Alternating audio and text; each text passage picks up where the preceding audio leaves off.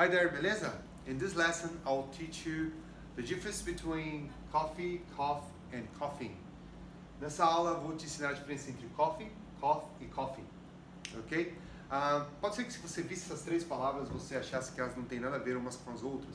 Sim, ortograficamente elas são de fato diferentes, porém elas têm sons um pouco semelhantes. E se você não aprender elas de forma correta, na hora de fazer a frase, vai soar como se você estivesse falando uma outra palavra, ok? Começando com uma muito comum, coffee. I love coffee. Eu adoro coffee. Café. Café, coffee.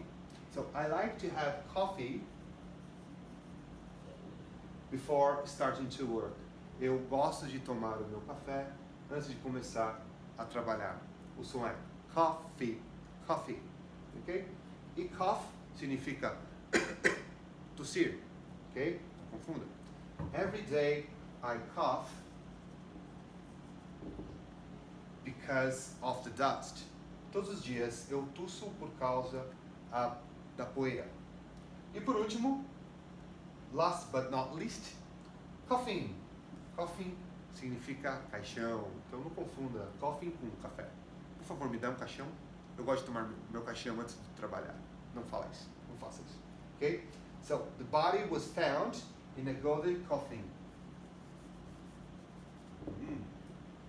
O corpo foi encontrado em um caixão dourado.